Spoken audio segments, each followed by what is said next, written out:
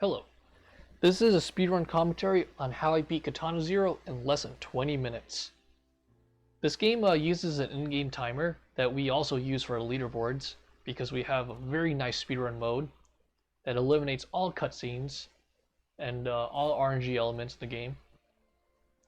So time begins when I deflect the first bullet right now, and you can see the timers going on. Generally, you want to be rolling, which is the fastest way of moving, and you can also use some air slashes to carry you upwards. So generally we have to kill all the enemies in the room, then go to the next. So we'll deal with the first three here, and then go to the next room. Rolling also gives us iframes, which means we can just roll through the lasers. So this next room coming up is pretty interesting because the enemies do not go through lasers when they see they're on, but if we turn them off they'll get through, but we can quickly turn them back on to kill the enemy. So you saw that enemy at the left just get decimated by the laser that I turned on and off and on again. Alright, so yep, that's the stage.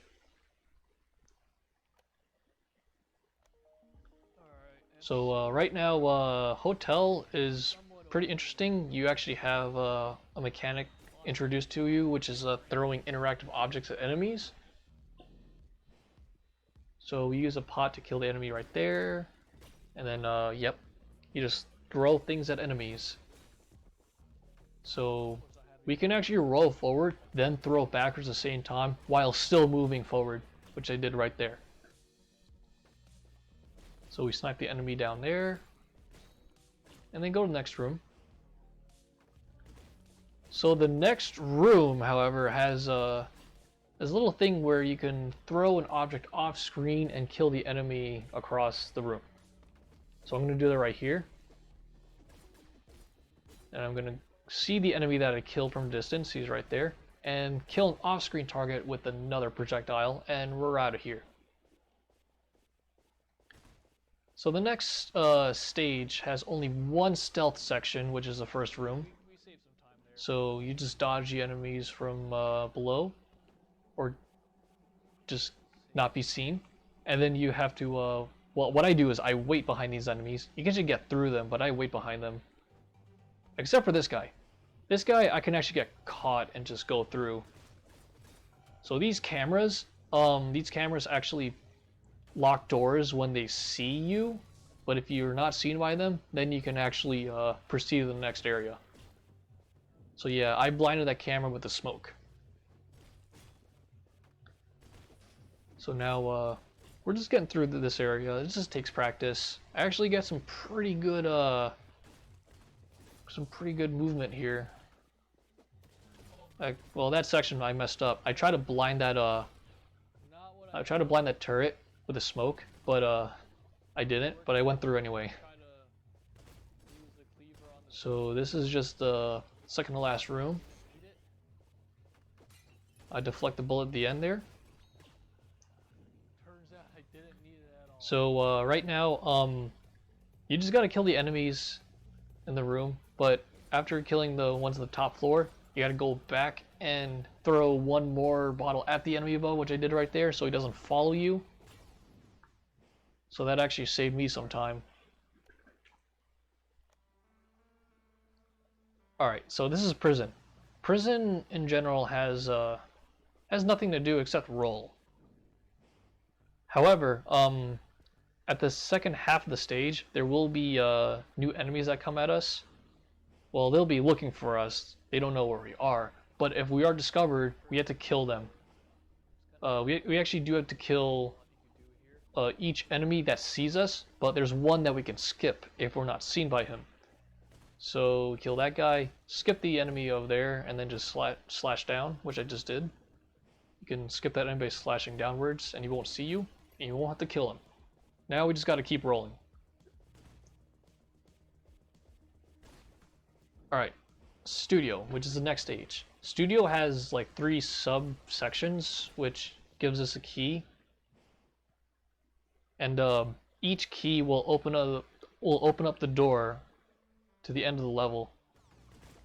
So we're just going to get through this area. And you see 3 gates at the end, but we have to go through each floor to grab a key. I was not paying attention. I could have entered that elevator a little bit earlier. So this is a Molotov, which kills enemies, creates explosions, and attracts others. So you will see the explosion element and the attraction element. Also, Molotovs manipulate enemies as well, so that guard was going to the right end. So I can easily kill him without being surrounded by the 2 gunmen, and that was our first key. Now we have 2 more keys to grab. So there's one little sentient robot there. We don't care about him. So this next area has smoke. Smoke allows us to get through the area without being seen. The enemies also come at us when there's smoke, but they can't really see us, so they can't kill us. So we got the smoke down there. So generally in this speedrun, we want to reset certain rooms because it resets certain cycles, and it also allows us to spawn further from the start and closer to the end for certain areas. So this is the last floor, which is pretty much a Donkey Kong Country level with a minecart. And this is all auto-scroller. There really is not a whole lot to talk about in this section, except we take it slow, and this would be a good time for donations.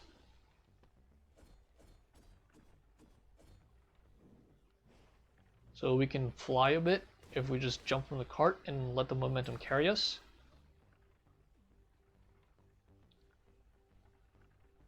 Yeah, we just take it slow here. There's no point in going fast, because by the time we go fast, we gotta wait for the cart. Which is exactly what I'm doing right now. You cannot proceed unless there's a cart right underneath you. So now we got the cart, and we're just gonna grab the last key, and we're gonna get to the end of the stage.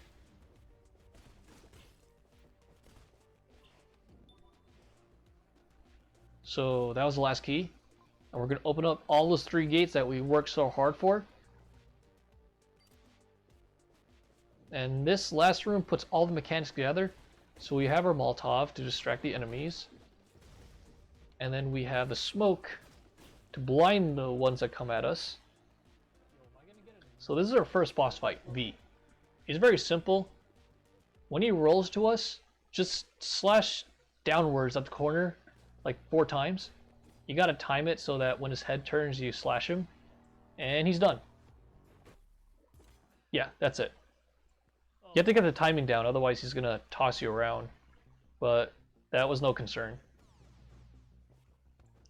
So unfortunately we did not kill V. He kind of got away, and we gotta chase after him in this big mansion. So this is a standoff where V will pull a gun at us, but we're just gonna slap that gun away and kill the enemies. Unfortunately, I don't kill the Ricky up there because my muscle memory got me to just get down there out of bad habit. I should have killed that Ricky up there, but I just go down. I usually kill that Ricky too. That's why I wasn't paying attention to that. So yeah, don't let muscle memory get the best of you. So this whole area is dark. The rest of the stage will be dark, so the enemies can't see us that well. The next area gets interesting. There is a Molotov at the end that I throw at the bottom and then roll through the explosions I create. And yes, you can dodge explosions if you roll through at the right time. So this next room has a boss called Kissy Face. He's very simple. All you have to do is hit him whenever he makes an attack. So he frees us with that axe. I die. That's not supposed to happen. Deal with the 2 enemies and then get him there. So because this speedrun mode has a stable seed option on, he only does a fixed set of attacks, so he's very predictable. All you gotta do is just hit him when he makes an attack. That's all you gotta do. But when he jumps, you just gotta slash upwards like you did right there. Alright, so he's done. Now, we got like 940 on killing Kissy Face, which is actually what we want for this pace. Now, we have the motorcycle section, which is not really an auto-scroller. It's... you have to kill all the enemies as fast as possible. Same rules apply. You just move a bit differently. So whenever you see the save icon in the bottom right of the game, you have to hit the reset so that you spawn the enemies much more quicker than before, instead of letting the game load them in. So yeah, all this section is just memorizing where the enemies are and just slashing them as you see them.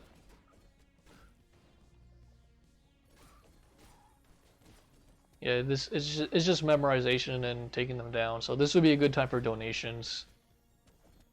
But we are getting close to the end of the area where we fight V when he's on a helicopter. So we have to deflect bullets on him 3 times. And the first one is a little bit tricky because he shoots like an automatic at us. So that's the first one. Now, in between each hit, we have to dodge missiles. The one where he fires like a single shot is pretty easy to deflect.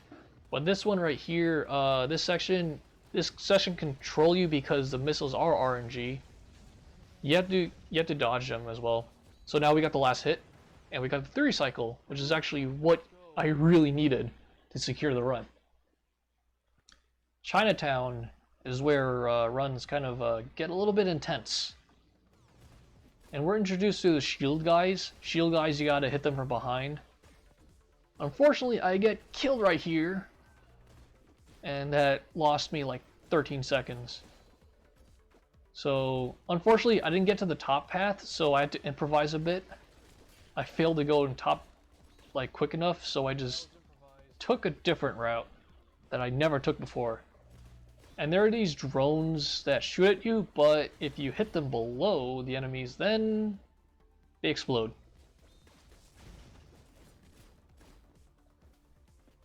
Yeah, so drones can be useful, but they can be really annoying if you leave them unchecked. So yeah, this room just takes practice. However, I failed to kill the enemy, kill one enemy, so that got me to improvise a bit. So once again, you get to see more drone shenanigans.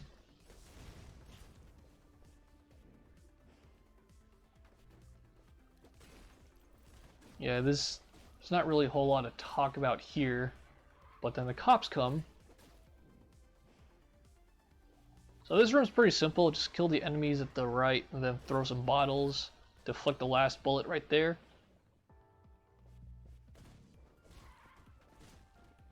Yeah, we use the smoke to attract the enemies at the mid-floor. So I'm actually behind pace, as you can see with my live split. That's because I died once at that first area.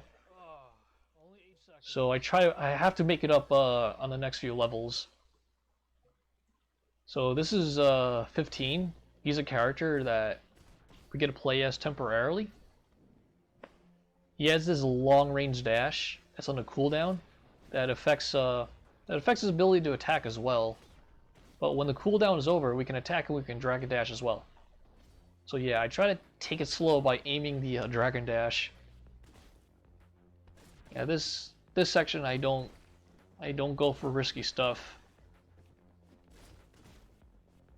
And then the next section is actually pretty tough. What I want to do is attract enemies from both sides at the top floors, which I successfully do. That means I can just dash slash for that area. And we have one more enemy to kill. I should have went to the second floor, but it's fine. Slaughterhouse is really where runs die, so I want to like stay focused here. Unfortunately, that shield guy just wasn't being nice.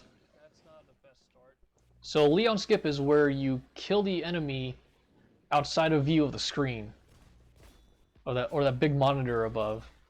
Otherwise, this guy Leon will be talking to you, and you gotta dodge sniper shots throughout the rest of the level. No one wants to do that. He wastes a lot of time. So this is the infamous room with crushers and cycles. I go for safe cycles here. I don't like go all out because you can lose a lot of time if you screw up. So now this section is a little bit tough. I actually kind of mess up in this area, but I don't die. I kind of got the job done, but not the way you expect it. So the shield guy knocked me down a few times. Dodged a bullet there. So I am pretty grateful I did not die in that room. The rest of this room is pretty simple. Just bait the enemies and then kill them from a distance. And yeah, worse could have happened. So this room is pretty hilarious. The safe way is just to bring the enemies on conveyor belt to you. You don't want the crusher to kill an enemy because that'll actually waste time and they'll move forward. So this room's pretty simple. It's actually not simple, it's actually pretty tough. So I just roll there, kill the enemies, bump the guy into lasers, kill the enemy off screen with the Semtex, and then we're done.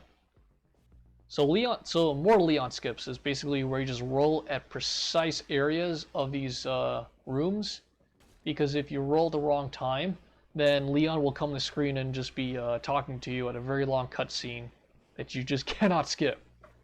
But we're done here. So I saved a little bit of time, but I want to save more time. Bunker 1, I actually need to not screw up on a lot. So the laser room I usually die in, but luckily I only had one death here. You just gotta like roll like precisely through these lasers in the turret. So I was grateful I didn't die there. However, this room right here, yeah, I died way too many times there. But luckily it's short. Nice thing about like the first area of like bunker 1 is that like if you die, then it does not cost too much of time until like the later half of the level where there are longer rooms. So yeah, this is one of the first long rooms you gotta deal with.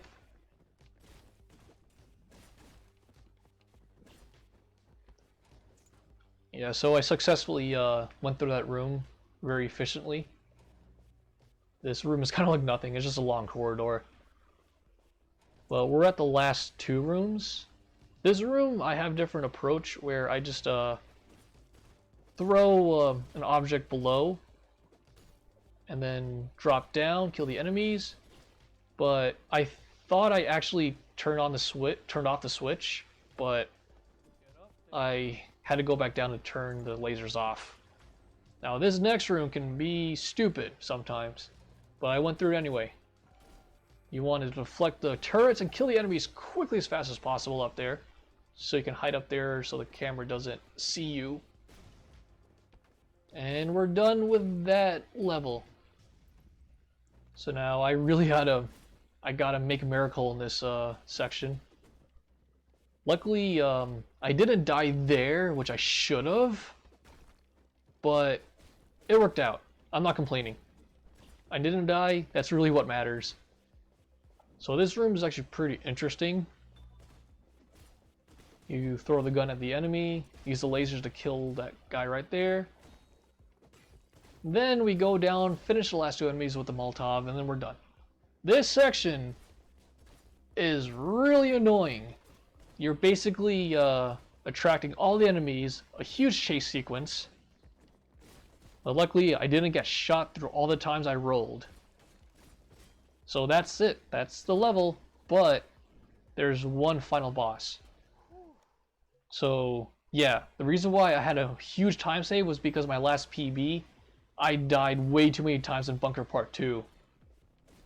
So this section is pretty simple. Just kill the enemies that appear on the screen and hit the headhunter, which is the final boss.